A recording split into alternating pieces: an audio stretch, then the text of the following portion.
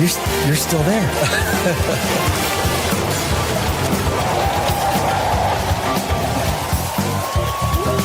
Yeah, baby. Are you not entertained? I'm sorry, baby. I didn't know it was your turn. You. Look at me. Yes. What's wrong with being sexy? I mean, there's no sex. It's these go to 11. Does that mean it's louder? Hey, everyone. Good evening. Do I got everything on? Do I got it all on? You know, I was scrambling because right when the episode ended of Knights of the Seven Kingdoms, I had to move the TV because I had the TV head. We had to move the lights back and get everything going. And I did it. Did you guys watch the show? Did you watch the show, Knights of the Seven Kingdom? It's a little bit of Game of Thrones. We haven't had any Game of Thrones. Dinastanos. It's live, right? It's alive. It's as live as we can be, my friend. Live. So the show, did you watch the show? That's the question, right? Did you? So I am a screenwriter. I've written many screenplays. I've won many awards. I've done.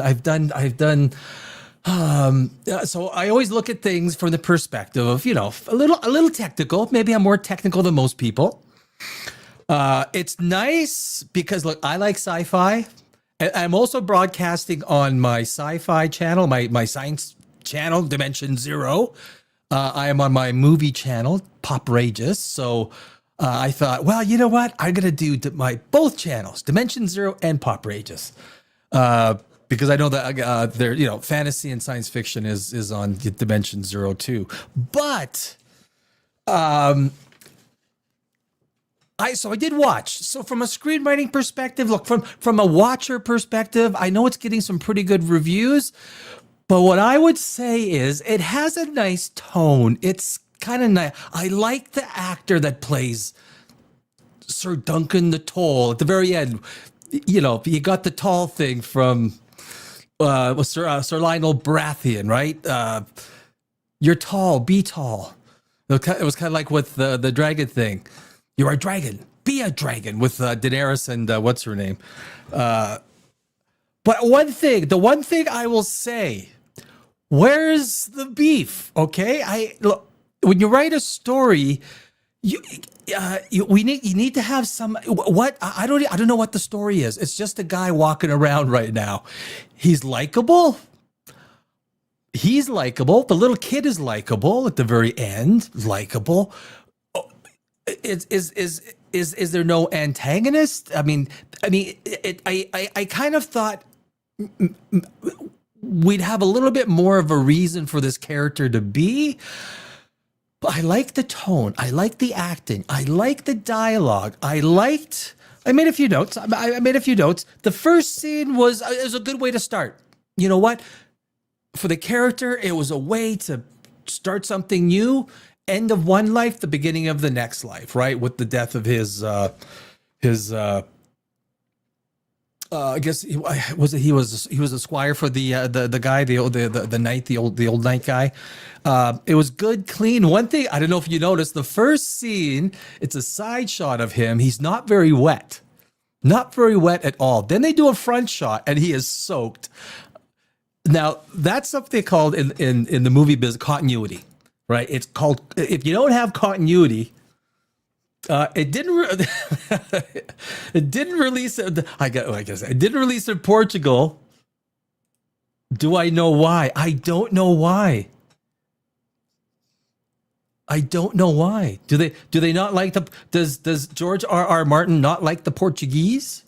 I like the Portuguese. I would love to go to Portugal. Maybe I'll go next week. But so I don't know if you guys agree. Where's the meat? I mean, he's basically he was just walking around. He didn't have a purpose. He was trying to find a purpose. We're kind of at the end. So it's 42 minutes. This show, you know, the other 5 episodes are only about 31 to 37 minutes long. There's not much. It's about a total of 3 hours. there's not much time in this Knights of the Seven Kingdom.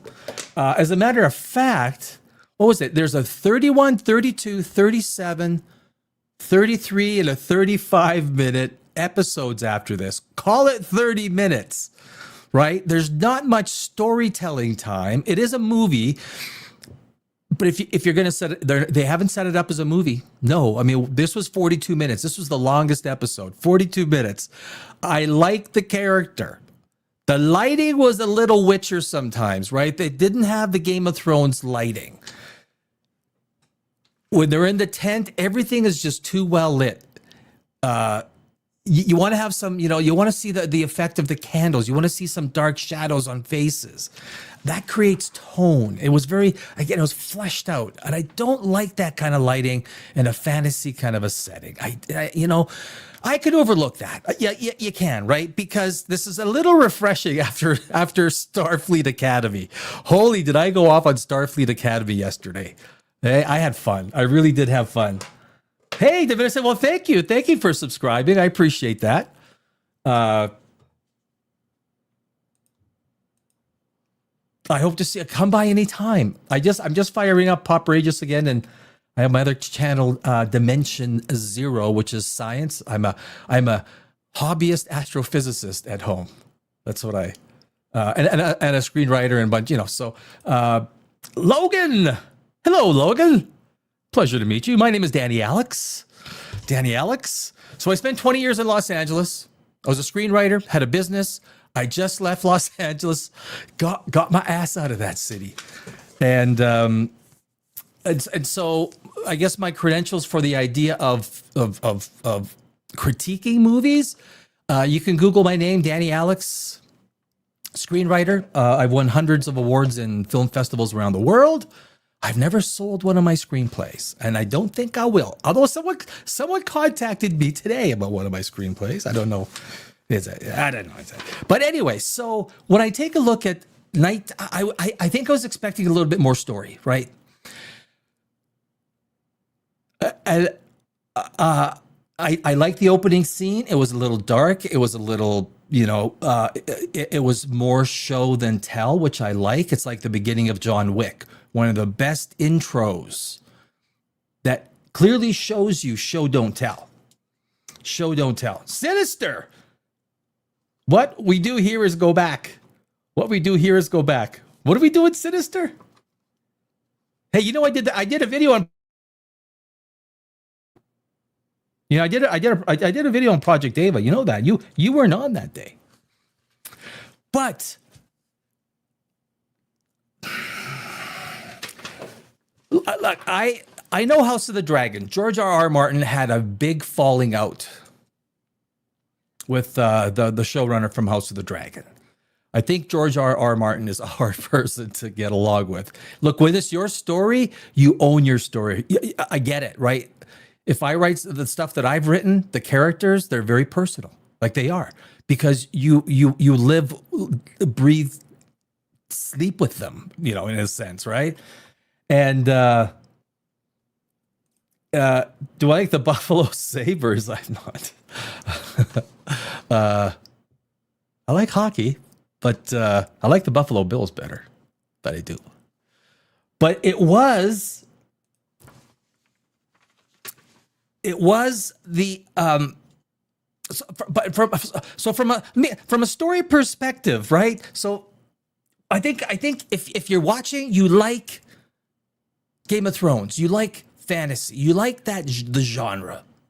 I mean, Witcher was an abomination. The storytelling was absolutely abysmal. And I think one of the things they set up a reason why this character might have a mission. He lost his I guess he was his knight, squire. He lost him. He died, and now he's looking for purpose. But that's not enough to kind of make you really, okay, what are we watching for? And this is my concern with this 6 half-hour episodes, so to speak, right? There's no meat on the bone. It was enjoyable, but that's kind of like, there's no water cooler talk. It's like, oh, did you hear that? Did you see that? Blah blah blah. Like they're like, who's the antagonist? We don't even. So it's kind of like it's missing a lot of story meat. So if I got the screenplay as a screenwriter and I said this, they said this is the first, it would be about 45 pages, right? Each page in a screenplay is 1 minute long, so it'd be a good easy read. And my first comment would be, okay, why does any of this happen? What's the reason for any of this happening? You could put purpose into a character beyond just I'm lost and I need something to do. You could put purpose into a character. You're the writer. You are God. You have pen.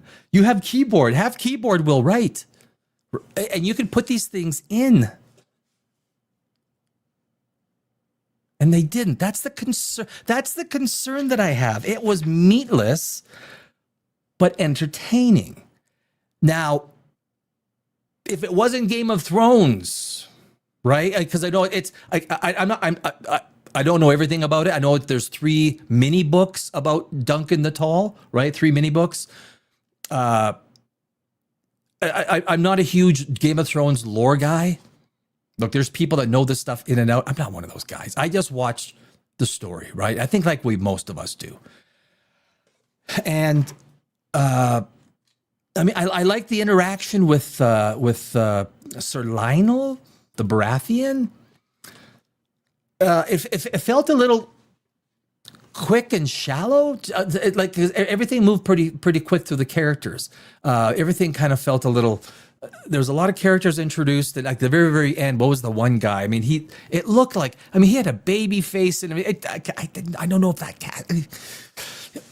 I think we need maybe a little bit more edgy characters, right?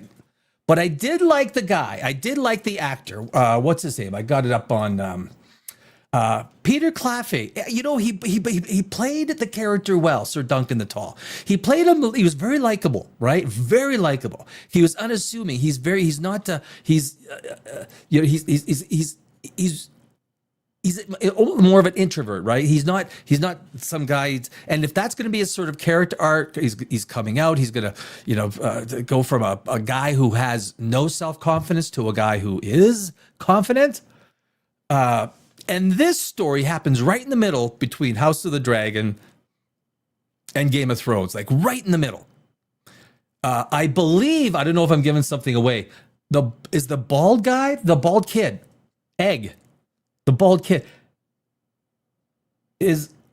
no, he's not Aemon Targaryen, right? The old guy that passes away at Castle Black. But he is born maybe he is. He is born somewhere around this time. So there's some interesting things. So it's the first Game of Thrones, George R. Martin content that we've had. So it's going to come across very appetizing, especially if you're a Game of Thrones fan. It's going to come across. I liked it. I like Game of Thrones. I didn't mind most of season 7, except for the fact that they're literally in 20 minutes they're going across entire continents, and you're like, what the? Normally there'd be stuff happening during travels. There'd be other plot things happening during these, even if it's one episode of travel, right?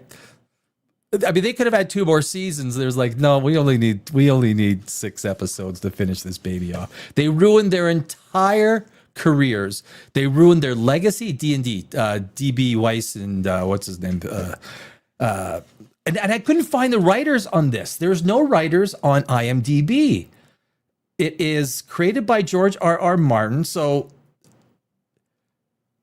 it does not say who the writers are. I did want to know who wrote it, who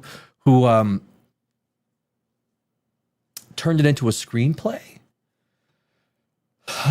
But I mean, don't you think that was the same thing? Wasn't it missing a little bit of intensity? I forgot school and stuff. Yeah, Logan, fair. I make. Oh man, it's a tough name. Hello, my friend.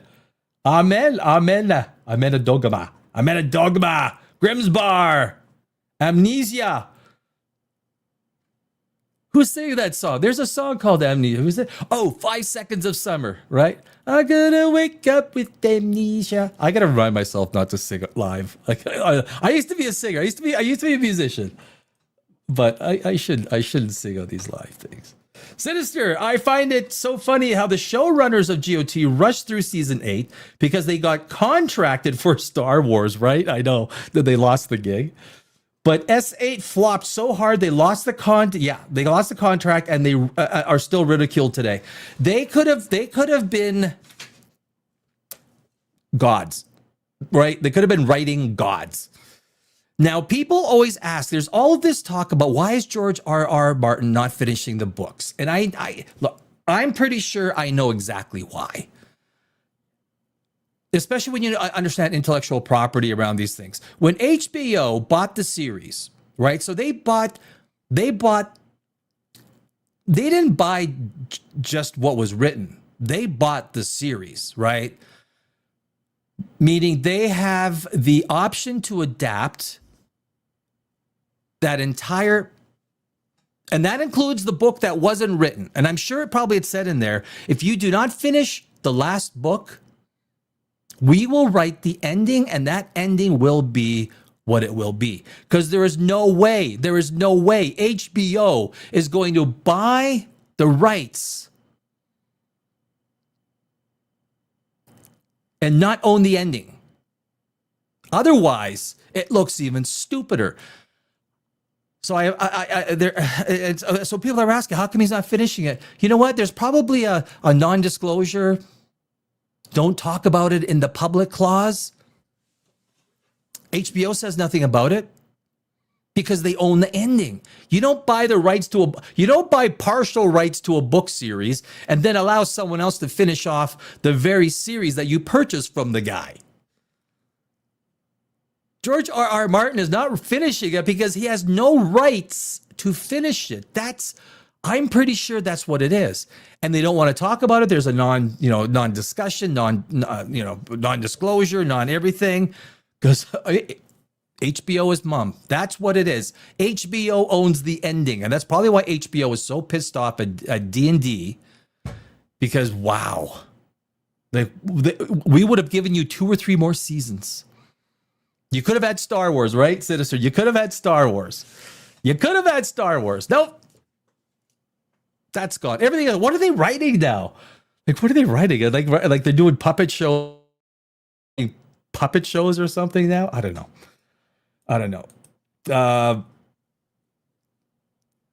Josil, a big happy face. I like a big happy face. Sinister, it was meatless, but the bone was slathered in sweaty, tangy barbecue, so it still tasted good. Is a good analogy for you. Right. That's the way it felt. It was, look, because it's Game of Thrones, it has a connection. It's right in the middle, right? It's right after House of the Dragon and right before Game of Thrones. So it's right in the middle there. I don't know what the purpose of it is. Don't know what so this is a 42-minute episode. The next one is 35. I can't remember exactly. 35 minutes, 37 minutes, then 31 minutes. It's all 30, just over 30 minutes. So I'm not. It's like a miniseries. It's like a test. It's almost like they don't want to put out the big $30 million per episode. Because I know House of the Dragon, they're a little bit concerned because some of the budgets are going crazy. But look at Stranger Things. Was it $30 million per episode for Stranger Things? They didn't get much quality on Stranger Things. That was low quality writing. That really was. You know, I watched season 1, and actually when I finished the whole season 1 of Stranger Things, it wasn't as good as I remembered it. Season 2 was abysmal. It was so much worse than I remember season 2. But it doesn't matter what right? The series had a massive following. I think it was mostly younger people, right? Much younger. But and there wasn't many notes to really put out there. They made around Duncan the Tall. They made a good sort of emotional argument for his character to be. His only reason to be is trying to find a reason to be. What's he fighting for? What's he trying to achieve? And who's trying to stop him? Right? Those are the questions you ask on a story. It's like Kevin Costner's Horizon. Like, oh my God, I knew in the first 30 minutes this was going to be an absolute disaster. There's no coherent story. When you don't have a coherent story, people don't care. There's nothing to talk about. We want someone to hate. We want someone to love. Right now, we kind of got someone to love, and that, the cute little he's a Targaryen, right? The little bald kid. I think he's Aemon Targaryen or something, or who is I looked into the lore and everything. He's somebody in the actual Game of Thrones. Look, there's lore people that are so deep into this stuff. I can really usually never be bothered with getting that deep into stuff. But that's my critique for, where's the beef? What are we supposed to hold on to? So the only thing that I'm really, is the character, because the actor, Peter Claffey, he's only 6'5". I mean, I have friends that are 6'5". I mean, I'm not tall. I'm 5'9". I put my tall shoes on. I'm 5'10".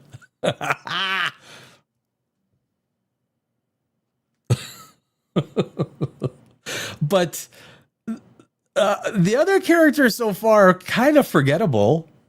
The only reason I know who Sir Lionel is, I went on IMDb and I looked it up. Sir Lionel, the Laughing Storm. It seemed a little. Some of the stuff seemed a little forced. It seemed like his character could have been a little bit more. I don't know. But I guess if you're dealing with 42 minutes and low budgets, I mean, they didn't have a big budget, so they couldn't have a castle. So they just they got an open patch of earth, built some, took some tree and twigs and made some tents and made a little city. So it doesn't seem like they've got huge budgets, which is fine. You don't need a huge budget. That's when good story usually comes out. But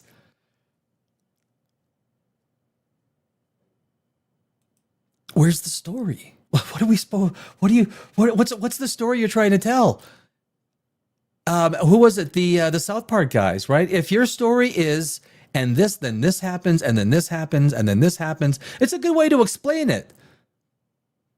This happens, but then this happens. Because this happens, therefore now this happens. We didn't have any of that, right? All of it was, he goes here, he goes there, he talks to this person, this happened, this, and then this happened, this goes this. There isn't.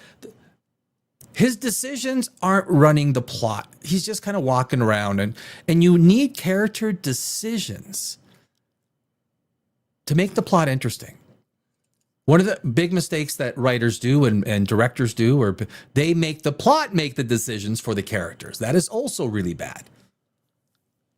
And I don't think people who don't understand story or creative writing, or even in novels, right? But novels, you can have 1,000 pages if you want. No, I'm going to do 1,500 pages. In a movie, you don't get that. You might get 120 pages, 1 minute per page on a screenplay.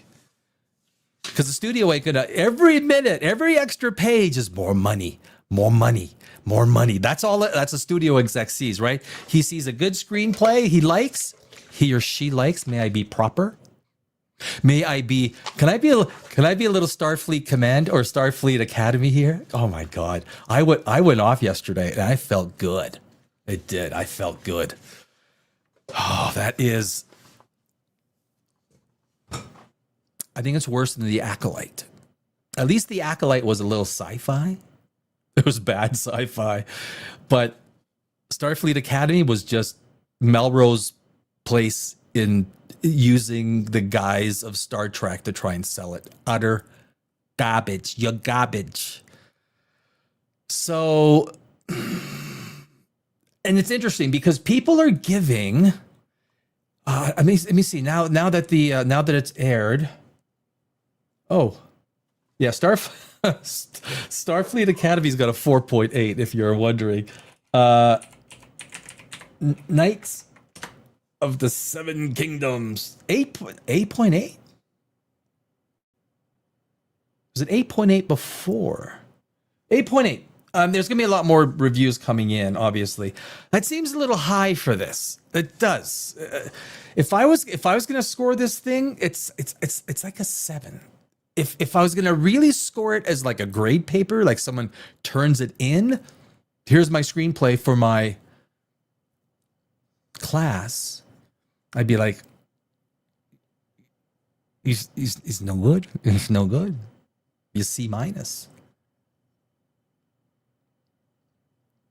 What's the story? Well, I don't understand what the character is good. The dialogue is good. I like, for the most part, the dialogue is good. I'm not sure what was said though, but you take a look at what was said. Was anything really said that meant anything? Basically, Sir Duncan the Tall walks in. He's going to try and get into a attorney. He wants to turn into a knight, and we learned that from Sir Lionel, the Baratheon, that you do realize that if you lose your armor, you lose this and that, and blah blah blah. And then it's like, well, okay, I got that. What are you here for? Food? I mean, that was kind of cute. So, oh, Christine Maitland. Heated rivalry cost next to nothing. Heated rivalry cost next to nothing. I think I get what you're trying to say in terms of the budgets and what the whole cost of the story was, because there wasn't really too much. It also asked the question, what does it mean to be the knight in the world without honor? I don't know if I got that much out of it. They didn't hit that. They didn't hit that hard. That didn't come. They should have stuck. They could have stuck with. Well, he doesn't have any honor because he's not really. He's a hedge knight. He's not really a full-on knight, right? Which he's trying to find someone to vouch for him, and I think the little kid is going to vouch for him, right? It kind of almost seems obvious. Fish, Paul, at the end, you mean, where the little kid was cooking the fish? That's the only fish I saw. Little fishy. Bobcat Driver. There are a lot of supporting characters from the novel that haven't been introduced yet, which will impact the plot massively. Hey, and Bobcat. I'll call you Bobcat. I get it, right? I get it. You read the books. You read the TV show has to stand on its own, not from what the books are, right? And if you have insight because you read the books, that's good. But for the average person, the 90% of people who haven't, they're watching it going, okay, there's nothing to really talk about. I mean, did you see him naked? He was out there. He was naked. I mean, did you see the crap scene in the beginning? That was probably like the biggest point of consternation for me watching the movie. I didn't need to see him crapping on the side of a tree. Okay, I didn't need to see that. That was like, I don't know why I hit the applause button. We didn't need to see Sir Duncan the Tall taking a poop.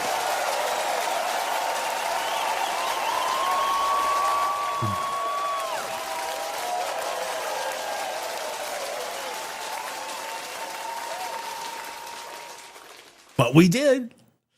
So and that's what I say, Bob. It's like when you're writing something and you're going to put it on there. Even if I was a studio guy, I'd be like, okay, what's the purpose of this? Why does this guy exist? You need to, especially in the first episode, you got to capture the audience because you'll get this high viewership and you'll just start to bleed off because you don't know why am I watching the next episode for? Like for you, who is I'm a hardcore Game of Thrones guy. I'll watch it. Will the average normie do it? But I get what you're saying. There's more meat on the bone. They should have given us more meat on the bone. And they've got a problem with only having, this is a 42-minute episode. The next ones are all just over 30 minutes. There's not much time. There's not much time to tell a really big, compelling story. And it makes you wonder, well, what's the purpose of this story? Does it have some other, or is it just going to exist as a little mini-series? Given the runtimes of the episodes and the low stakes nature of the plot, that's a good way to put it. Until I assume the midpoint of the series, I think this show would have worked better as a binge. That's a good point. That is, I wouldn't disagree. I wouldn't disagree with you. I wouldn't. I know what's coming, so I'm happy to wait. Okay. Look, I like this character, and I want to see what happens to him because he's a big guy. It was an interesting thing.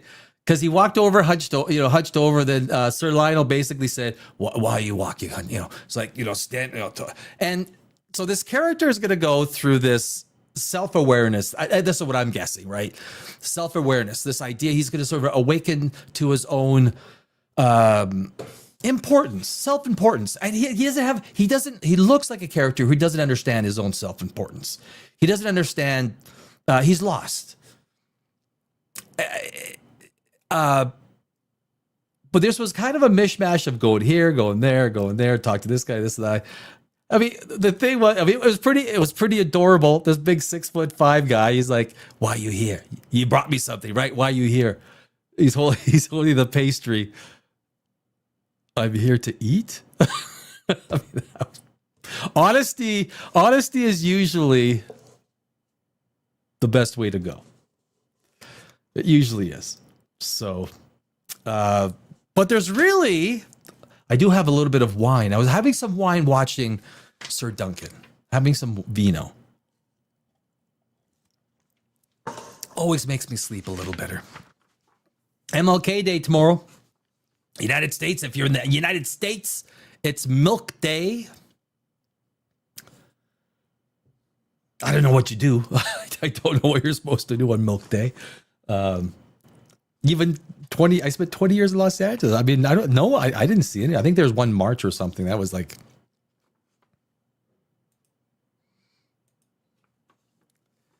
it's very RPG-ish.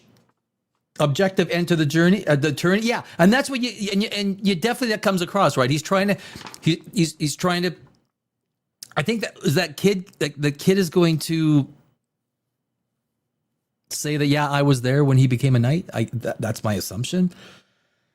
And the idea is to get into the tourney. And I imagine that we're going to find our antagonists, unless a lot of times you write these things and the idea of the antagonist is yourself. That could be it too. It could be that they're writing this, they don't even list the writers of this. That the writer is basically saying, look, the antagonist, he is the antagonist to his own confidence. The biggest thing that is working against him is him. And that is a compelling way to write a story. You got to be on the ball and on the money. There's definitely an antagonist. Okay, well, we didn't get him yet. I would have, look, if I was the writer, I would have somehow introduced him.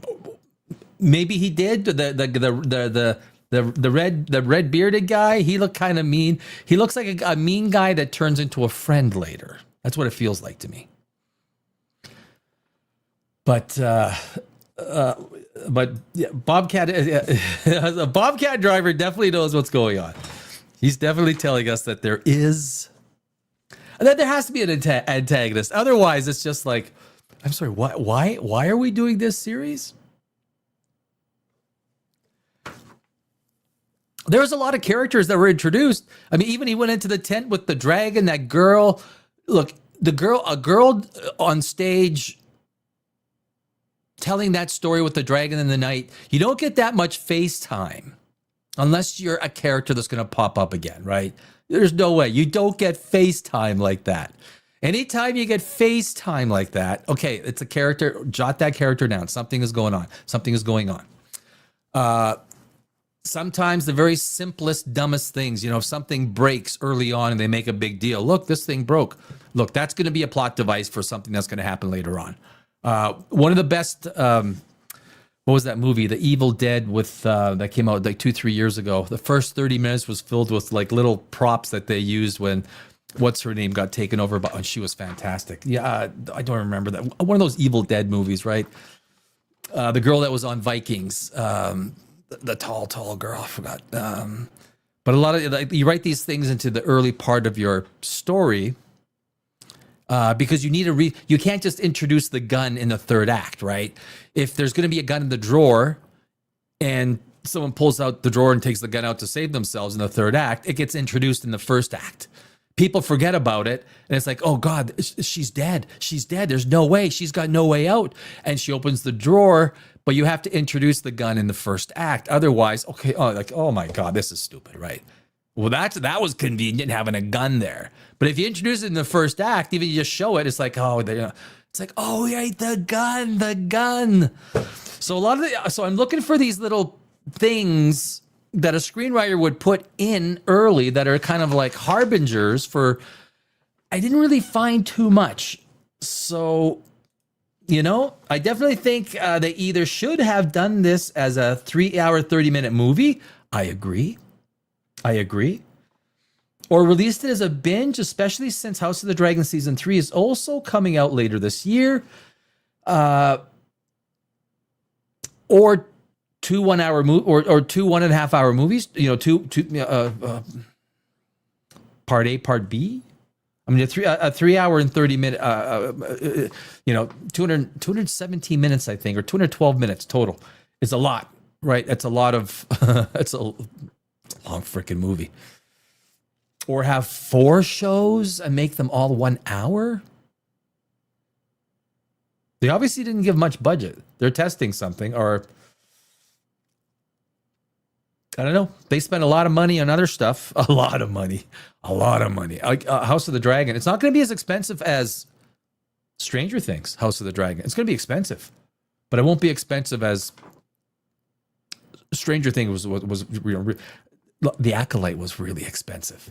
Really expensive. The one unique thing this show does provide is really in-depth look at what the life of the common folk consists of day to day in the world of Westeros, which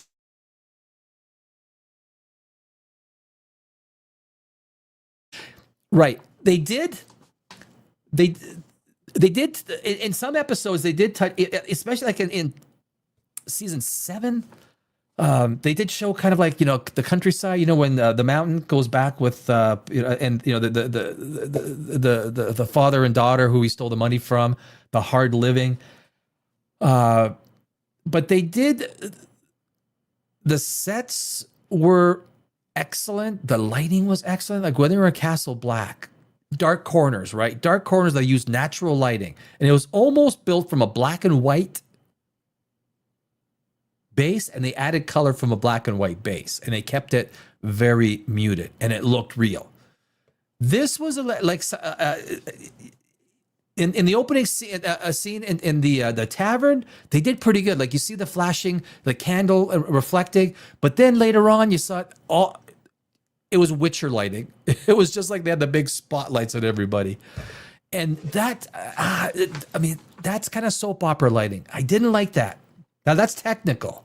I don't know how many people would notice that, but it does give people a negative feel. That was one of the great things about Game of Thrones is its lighting and its authenticity. But look, yeah, Westeros is a shitty place to live, right? It's shitty walk. But I don't know what you guys would give it. I would give it a 7. I would give it a 7, and I would give it a 7, maybe a 7.5, under the auspice that they're going to give something, they're putting some meat in the bone, Bobcat Driver. I need to see some meat in the bone next episode. Because if they don't put meat on the bone in the next episode, they need to really put Duncan in a bad position, right? They need to put his back up against the wall. They need to really set this thing up the next episode. Do we care for him? Yes. But now they really need to make him absolutely taken advantage of, hurt, betrayed, fight.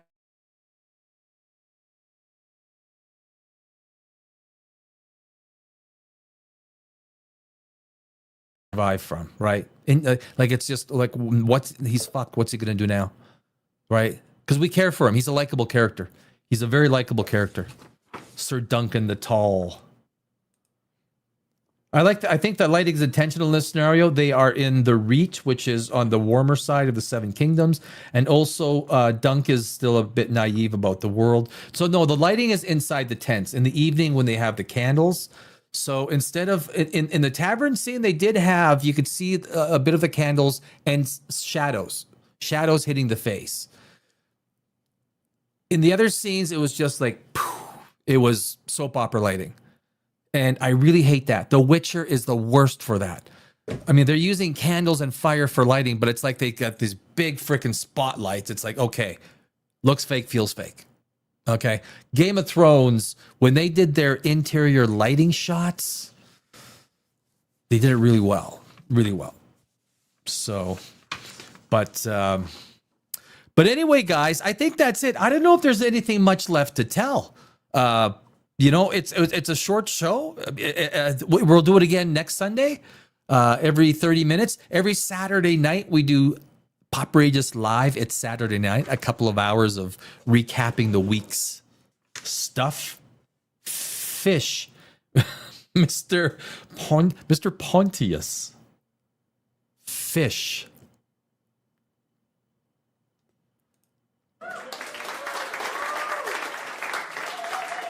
Go Fish.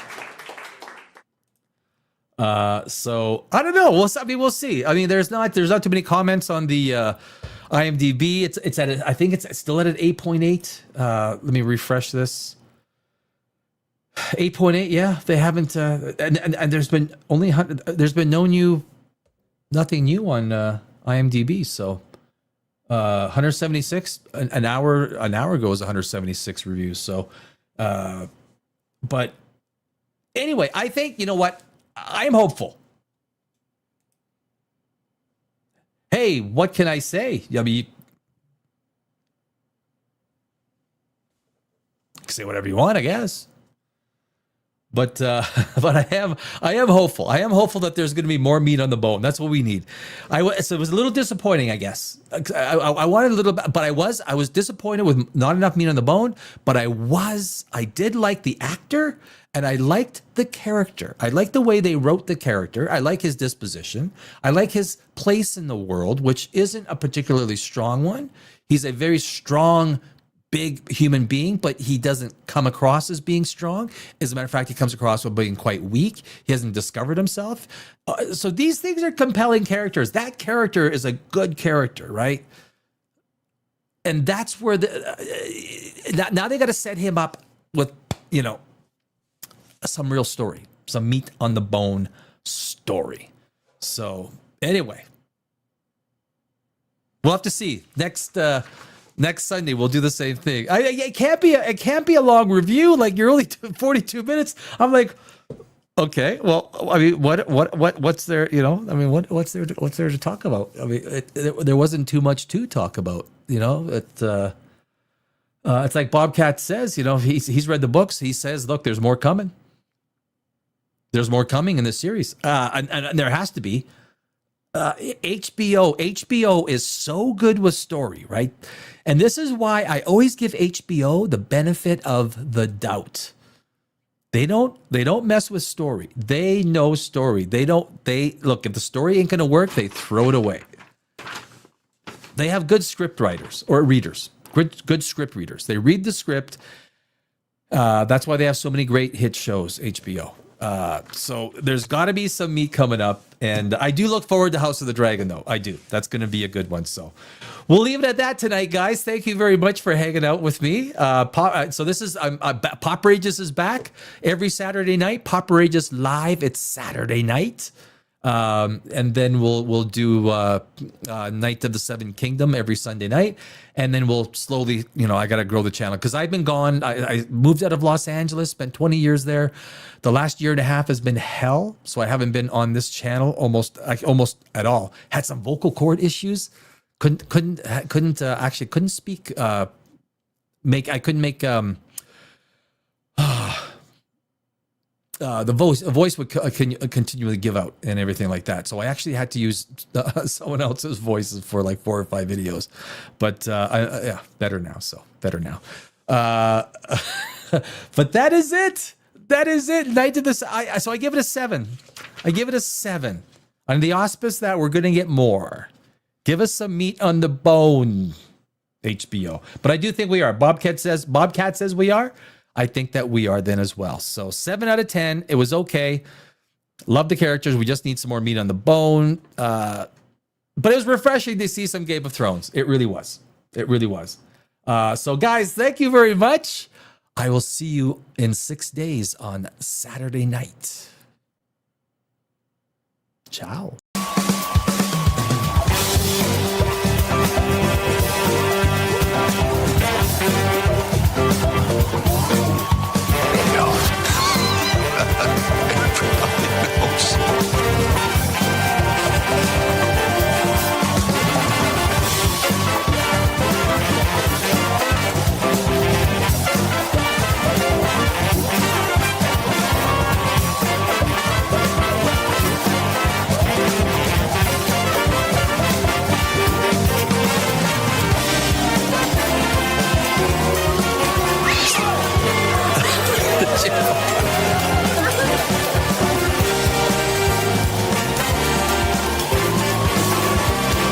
Sorry, you're still there.